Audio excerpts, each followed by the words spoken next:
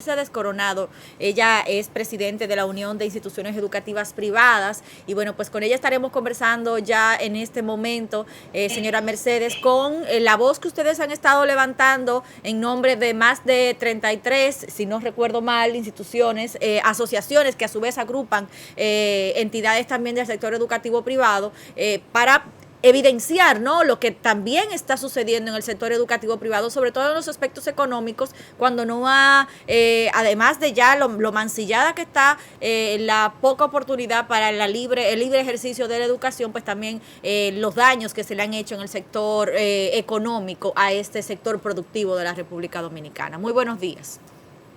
Muy buenos días, muchas gracias por invitarnos. Aquí estamos con ustedes, agradecidos de poder compartir este tema tan importante que es el tema educativo, el motor que todos sabemos que impulsa la sociedad, el tema educativo, un tema que debemos cuidar y que debe siempre convertirse en tema nación. Buenos días. Hola Mechi, ¿cómo estás? Buenos días.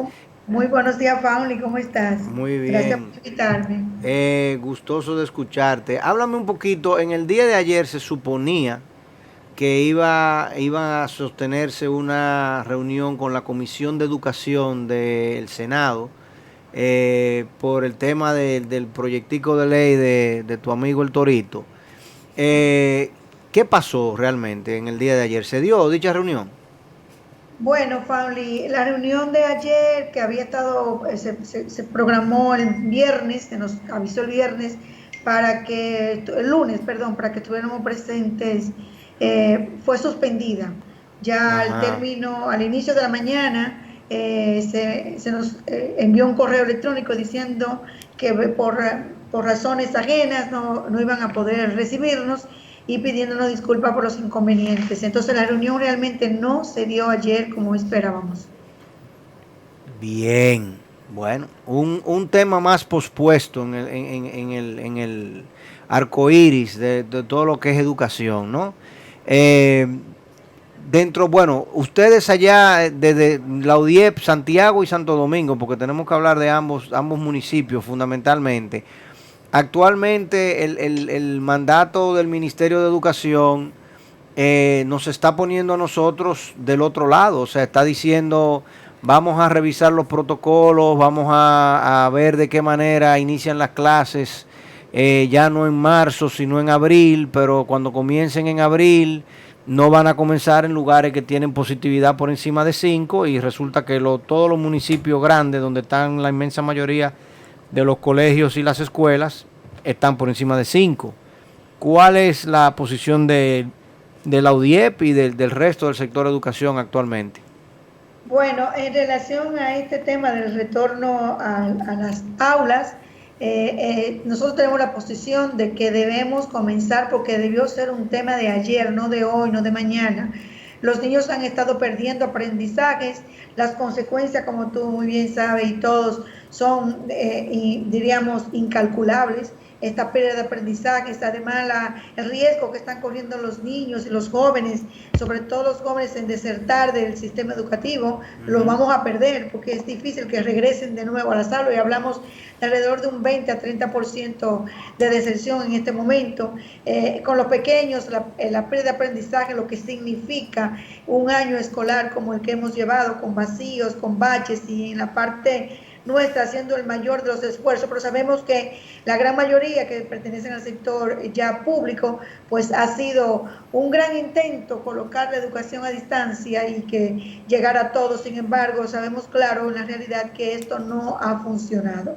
Entonces, desde ese punto de vista, nuestra posición es abrir las aulas ya, que cada centro, ese protocolo que nosotros le llamamos un GPS voluntario, que sea gradual, progresivo, Seguro, pero ¿no? que también sea voluntario, ese GPS voluntario, pues cada centro escolar con este modelo base haga un levantamiento sobre las condiciones de esos centros y que entonces se le dé una certificación si está cumpliendo con esos requisitos que se están colocando acá en ese protocolo general, y a partir de ahí entonces se le dé una certificación con el permiso de los padres para poder retornar la mayor cantidad de alumnos al aula. Eso del 5% de positividad realmente lo vemos como una traba.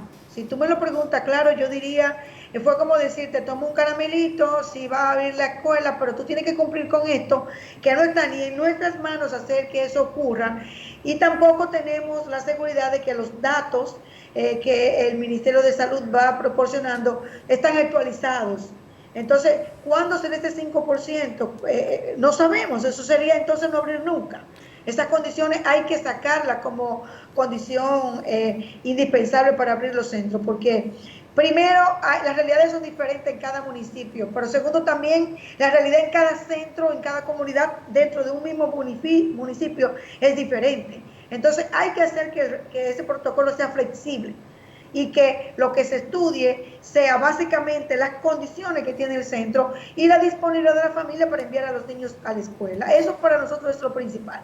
Y ya una vez con estos dos elementos cumplidos, entendemos que debemos comenzar ya a traer a nuestros niños a las aulas y dejar de poner excusas, porque lo demás son excusas y trabas para tranquilizarnos en el sentido de que, ok, sí, ustedes van a estar ahí, vamos a comenzar, pero tienen que cumplirme con estos datos que no están en en nuestro poder asumir que se cumplan o no. Entonces, tampoco tenemos data fiable.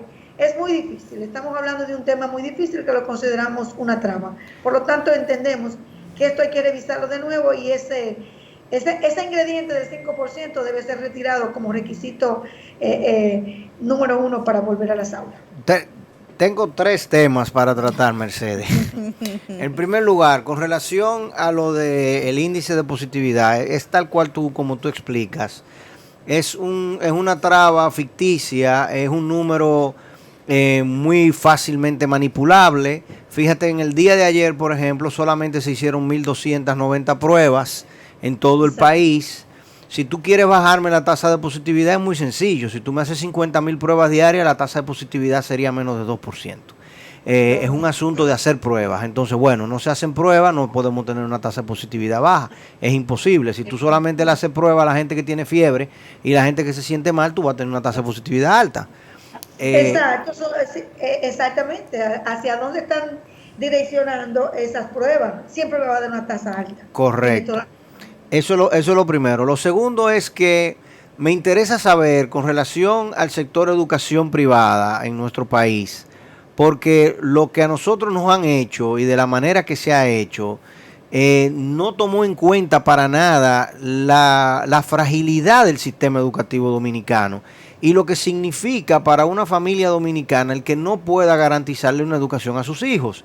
Porque si yo no le puedo garantizar una educación a mis hijos, ¿para qué yo trabajo? ¿Para qué yo me esfuerzo? ¿Para qué yo estoy acumulando dinero en un fondo de pensiones? ¿Para qué yo estoy tratando de capacitarme en una universidad, en una maestría, en un doctorado o un posgrado? Si yo sencillamente no tengo posibilidad de que mis vástagos, mis hijos, mañana tengan un mejor futuro, porque el Estado me anuló 2 veces.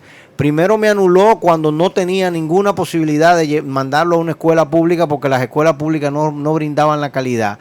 Y segundo lo anuló cuando mandó al destierro económico al colegio privado donde yo tenía a mis hijos. ¿Cuál es la realidad de los colegios privados actualmente vista desde las organizaciones de ustedes? O sea, ¿cuánto, por ejemplo, en el caso de los preescolares que han sido tan golpeados por esta situación? Bueno, fíjate, Faunel, lo primero es que hay que mirar el panorama nacional. Las instituciones educativas privadas nacen como una necesidad, en su gran mayoría, de dar respuesta a la demanda que el Estado no puede cubrir en sectores generales, pero básicamente en sectores vulnerables, en sectores empobrecidos. Entonces hay que ponernos claro, la realidad de los centros educativos privados es que están ubicados en todos los estratos socioeconómicos. Entonces tenemos un 80% de nuestros centros educativos privados que están ubicados en parte central, en zonas centrales en las ciudades, pero también en los barrios, en las zonas vulnerables, en los campos, en los batalles, Entonces, la calidad que ese centro va a ofertar va a depender de su entorno socioeconómico, porque ese es el recurso que tiene. No recibimos apoyo del Estado en ningún sentido, todo lo contrario, exigencias es lo que se nos pide, y además el querer restringir la gestión en la parte operativa económica, a pesar de que siendo nosotros empresas privadas, tenemos todo constitucionalmente el derecho de poder tener una gestión privada que opera de manera autónoma, justificándose en sus propios costos, ¿verdad? Entonces, es una situación muy difícil. Solo un 20% de los centros educativos privados están direccionados a trabajar con una población con mayor recurso económico que puede garantizar que la educación que se imparta sea de alta calidad y que sea sostenible. La pandemia ha venido a traer una realidad que estaba ahí y a desnudarla.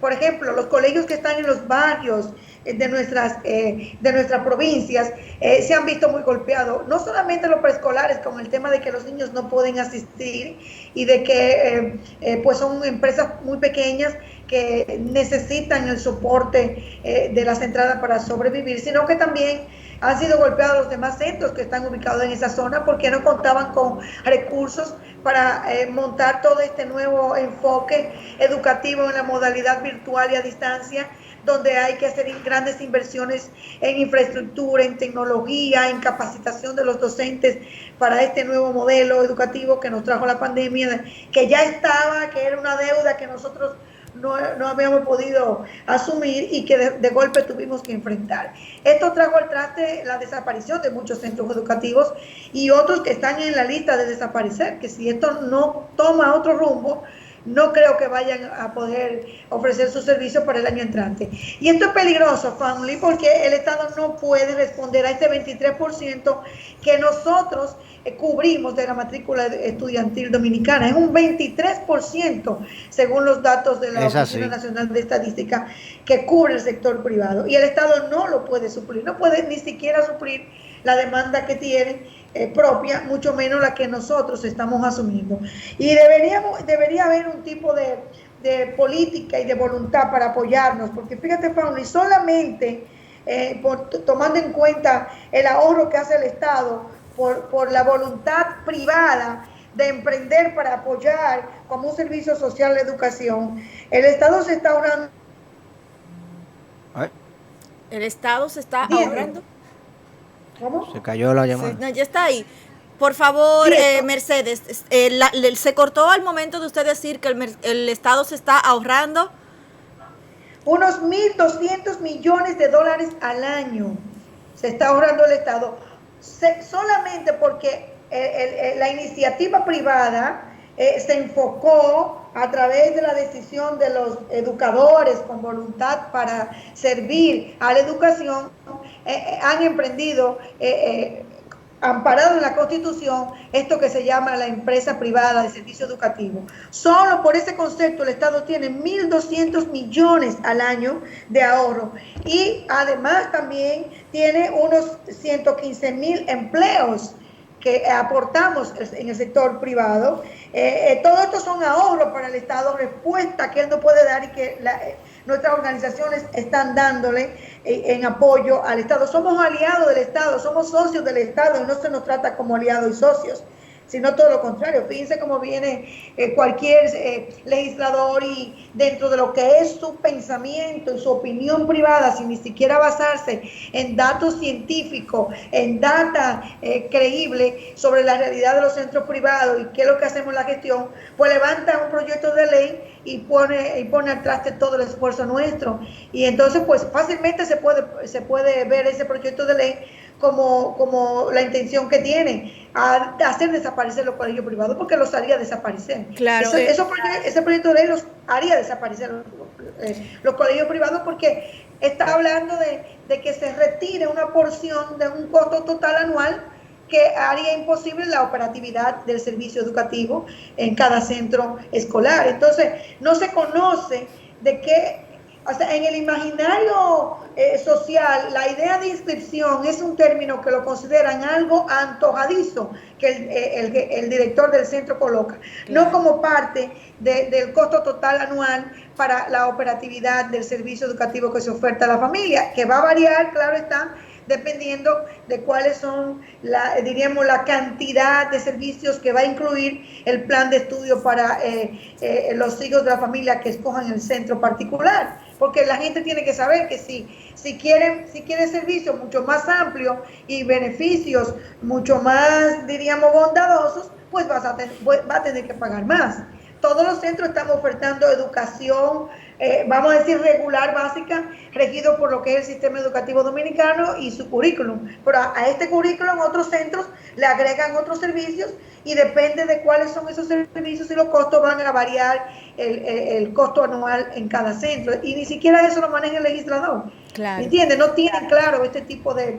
no, quizás tal vez ha sido parte nuestra de no informar permanentemente a la sociedad de qué hacemos, la importancia de lo que hacemos y en qué consiste la naturaleza de eso que hacemos, a qué se refiere un costo anual escolar, a qué se refiere el término de inscripción. Quizás también vamos a asumir un poco de esa responsabilidad, pero también sería más responsable acercarse a los educadores y a los centros y preguntar de qué se trata esto antes de levantar un proyecto con lo que pone en amenaza la subsistencia de un renglón de la sociedad que lo único que está es aportándole a la sociedad la formación del perfil del dominicano y aportándole al Estado soluciones que él no puede dar. Entonces creo como que hace falta aquí un poco de hacer conciencia, reunirnos, encontrarnos, más que ponernos a discutir en un entorno legislativo, no sé. Esa es nuestra como posición. Esa posición que usted plantea, Mercedes, ¿sería el planteamiento que ustedes hubiesen llevado el día de ayer a esta reunión suspendida ante el conocimiento en comisión de este proyecto de ley que en este 2021 ha sido sometido por el senador, por Monseñor Noel, el señor Héctor Acosta, pero que ya en el pasado mes de julio 2020 también la senadora por Santo Domingo, Cristina Lizardo, y el ex senador por Monteplata, Charlie Mariotti, pues también habían hecho lo propio, se envió a comisión en agosto pasado y bueno, por los resultados de las elecciones, pues conocemos que eso murió ahí, pero ha sido reintroducido, no conocemos la pieza a profundidad, si tiene algunas adiciones este nuevo proyecto con respecto a lo que fue presentado en el pasado 2020, y cuál sería entonces los planteamientos de ustedes considerando que la comisión tiene desde el momento en que se envió a comisión solamente 15 días para dar una respuesta al hemiciclo. Bueno, esta propuesta de ley no es nueva. Estamos luchando con esta propuesta que cada vez que caduca vuelve un senador y la coloca, o cada vez que recuerda a lo mejor algún pedido, porque hay que entender también que los legisladores se deben a sus comunidades. Y las comunidades, socialmente hablando, pues siempre quieren que les retiren todo lo que signifique cubrir costos, asumir costos, y probablemente ellos en ese tenor pues se animan a levantar proyectos de este tipo. Y desde el 2012 venimos con Amado Díaz, que también lo reintrodujo el año pasado, igual también lo reintrodujo el año pasado junto con el de Charlie Mariotti. La diferencia es que el de Charlie Mariotti, Cristina Lizardo, y el que trae ahora Héctor Acosta, que retomó el de Lizardo, que el de Lizardo, déjame decirte, fue retomado por José Zorrilla, el senador del Ceibo, y lo colocó el año pasado cuando salieron Mariotti y Lizardo, y ahora lo retomó Héctor Acosta. O sea, viene pasando de mano en mano. Y lo que plantea en el caso de estos últimos legisladores es justamente el tema de la pandemia y la sensibilidad social de cómo ha impactado negativamente a las familias. Y tomando en cuenta eso, pues que se retirara el término de la inscripción. Finalmente esto se hace en cierto modo, yo no creo que por desconocimiento de cuál es la naturaleza de la gestión educativa en el área financiera. Entonces quizá por eso están solicitando a través de esos proyectos, o de este último que va retomando el que ya había colocado Mariotti y luego Zorrilla, lo que busca es, no sé, a lo mejor darle respuesta a las necesidades que su comunidad le está pidiendo, pero con un desconocimiento. Los centros educativos privados también hemos sido azotados por la pandemia, porque somos iniciativas privadas que no cuentan con ningún tipo de apoyo del Estado, pero tampoco con ningún tipo de sanción impositiva. Nosotros cargamos con el pago, tal como lo manda la legislación dominicana, de todas las cargas impositivas y de todo tipo de requerimientos que tienen las leyes dominicanas para la empresa privada de cualquier índole. Nosotros no tenemos ningún tipo de sanción, ningún tipo de apoyo ni ayuda por ningún área que nos llegara. Entonces, operamos justamente con lo que recibimos de acuerdo a los padres que de manera muy fiel, a quienes le agradecemos permanentemente esa fidelidad, pues requieren de nuestro servicio. Y con ese costo que planificamos, que proyectamos, porque hay que proyectar la escuela y hacer presupuesto para el año entrante, y la familia deben conocer ese presupuesto y saber de qué se trata para decidir si se pueden quedar o no en el centro, y ya en conversaciones con su parte, diríamos, directiva del centro, administrativa, los gestores, pues llegarían a los acuerdos ya en esa conversación de qué tipo de ajuste le harían a esa propuesta que tiene el centro.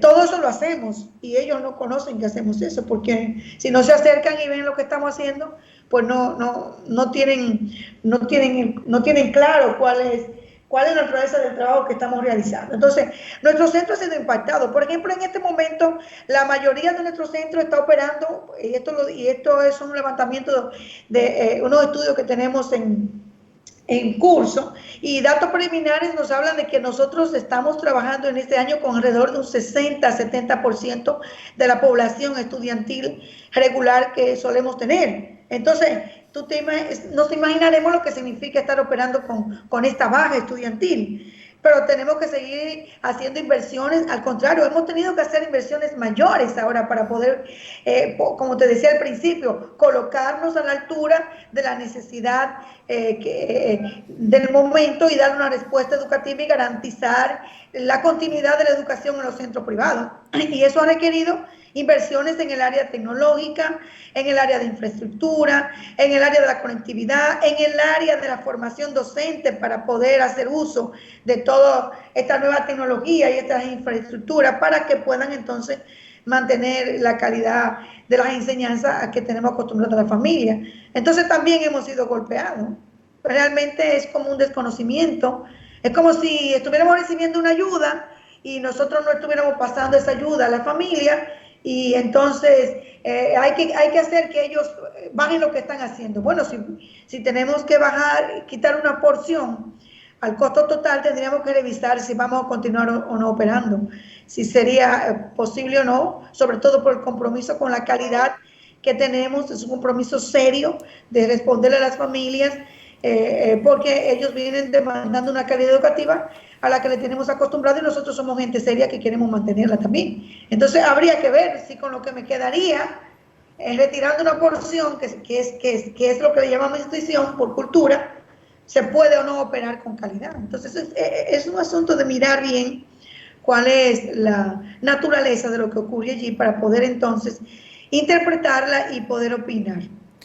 Realmente, Mercedes, nosotros, los centros educativos privados, siempre vamos a estar en este avatar, porque lamentablemente en República Dominicana la calidad de la educación es muy baja, y los niveles de ingresos de los dominicanos son muy bajos, y precisamente una cosa va atada a la otra. O sea, hasta que nosotros no podamos salir del círculo de la ignorancia y de la ineficiencia productiva y elevar los niveles de productividad de los dominicanos de tal suerte que nosotros tengamos niveles de ingresos muy superiores, no vamos a tener entonces centros educativos, digamos, de mayor calidad, y al mismo tiempo, pues obviamente no vamos a reducir la presión sobre el sector educativo, porque todo el mundo entiende claramente que la mejor manera de tú garantizar un futuro es educando a tus hijos, haciéndolo de la mejor forma, pero tú no encuentras los mecanismos para hacerlo, y a veces la clase política se torna populista, se torna demagoga, quiere hacer las cosas de la manera más rápida posible, entiende que con eso se gana adeptos y se gana votos, porque obviamente nadie quiere a nadie le gusta pagar, a nadie le gusta no tener lo bueno, a nadie le gusta tener que sacrificar, tener que empujar, tener que sudar. Todo el mundo quisiera pues lograrlo con el mínimo de esfuerzo y con el mínimo de sacrificio. Y si hay un político que me vende dicha idea, pues yo se la voy a comprar o voy a tratar de comprársela. Y en ese pendular social vemos que pasan los años y las décadas y volvemos de nuevo con este tipo de proyectos y anteproyectos, aún ahora en medio de este absurdo, de esta crisis epidémica que estamos viviendo, y tenemos nosotros los centros educativos privados que también lidiar con eso. Es una locura. Sí, es todo un engranaje, una es parte de la otra, y hasta que no se mejoren las condiciones realmente socioeconómicas del país es imposible, vamos a estar siempre, el Estado no va a poder cumplir, nosotros vamos a tener que seguir supliendo, nuevos centros van a surgir y vendrá toda esta... todo este, como tú dices muy bien, toda esta confrontación, la política siempre queriendo ser complaciente para poder tener, asegurar y perdurar en los puestos que se tienen políticos y de esa manera entonces pues utilizar a todo lo que signifique la ignorancia del pueblo, porque también es un tema de que hay mucha ignorancia del pueblo en relación a la importancia de la educación, a qué es lo que ocurre ahí dentro y a la necesidad de demandar del Estado políticas que garanticen una oferta educativa mucho más amplia y de calidad. Entonces, es un tema realmente muy complejo. Tal cual, yo comparto contigo y creo que si la gente cierra los ojos y vuelve a abrir los ojos en octubre o noviembre de este año, va a haber un sector de educación privada muy distinto. Y es muy posible que mucha gente con niños pequeños de 4, 3, 5, 6 años, les sea bien difícil encontrar un lugar a donde llevarlo a educarse, porque van a haber muchos colegios privados de nivel inicial y pequeño que sencillamente no van a poder abrir sus puertas nuevamente. Es un drama muy lamentable y bueno, pues agradecemos a Mercedes Coronado, quien es líder, ¿no? Voz de un sector, un conglomerado bastante amplio de entidades privadas en el sector educativo que sin duda necesitan, bueno, pues que se vea el sector con la importancia que corresponde. Gracias, Mercedes, por acompañarnos en la mañana de hoy. Sabemos que tienes otros compromisos y bueno, pues nosotros nos mantenemos al tanto de cuándo se dé esta reunión, ¿verdad? Cuando antes de continuar en esta pieza legislativa, pues escuchen también la voz de aquellos que en este momento pues se le está en cierta forma pues también mancillando sus derechos a la legítima labor económica, ¿no? Porque también estamos hablando del sector privado, habría que ver, yo decía la semana pasada, me preguntaba incluso hasta dónde este tipo de legislación que impacta de manera directa la economía privada, el sector privado, pues es viable, es legal, es permitible que se pueda legislar para un conglomerado privado, pero bueno, ya eso es otro tema en el ámbito legal. Gracias, Mercedes. No es constitucional realmente, es anticonstitucional porque nosotros estamos operamos amparados por un derecho constitucional y los padres también eligen la educación privada amparados también en el derecho que le da la Constitución de decidir qué tipo de educación y qué tipo de escuela eligen para sus hijos. Correcto. Y el Estado debe estar ahí para apoyarlos como ocurre en otros países. Por ejemplo, ahora con el tema de la pandemia, Guatemala legisló y le pasa un 25% del costo de la matrícula del centro privado que el padre elige, una manera de apoyarlo. En otros países, no solo por la pandemia, sino porque ya es parte de la política pública, existen lo que se llaman los vouchers o bonos escolares. El otro día hablamos de esto y el Diario Libre colocó una pregunta que creemos que la malentendió o malinterpretó. No estamos pidiendo bonos escolares para los centros educativos privados. De ninguna manera, nosotros no necesitamos que nos den bonos. Lo que estamos pidiendo es que el derecho que tiene el padre como contribuyente, en base a ese derecho de contribuyente, se le otorgue el pago de la matrícula privada, que él en su derecho constitucional elige la educación privada y está dejando entonces su parte como contribuyente en el sector público, que queda allí, pero tiene que buscar un esfuerzo personal además para pagar la privada. Entonces el Estado tiene ese fondo porque eso es parte diríamos, de su contribución. Entonces es un derecho también que tiene la familia de que se les apoyen. Es una manera de apoyar a las familias que eligen en su derecho constitucional un tipo de escuela como la nuestra, que es la escuela privada. Entonces, es de eso que se trata, lo del bono escolar. Que se le devuelva, se le retribuya, como en otros sectores también, en donde tenemos la posibilidad, la opción de ir al servicio público privado, igual debe ser retribuido esa parte, en ese renglón, al ciudadano contribuyente que la escoge. Entendemos que eso es constitucional. Bueno, ese tema de los esquemas de financiamiento de la educación, ojalá nosotros tener un gobierno y unos gobernantes, legisladores con capacidad de pensar en eso y de innovar en ese sentido, porque sería muy beneficioso para la nación dominicana. Pero lo vamos a tener que discutir en otro escenario, Mercedes. Gracias, Mercedes. Esta tribuna a tu orden, abierto los micrófonos de New Horizons Radio, que esta es la primera vez y no sea la última, ¿no? En las próximas semanas poder tenerte incluso para conocer los avances que se han podido tener en este sentido.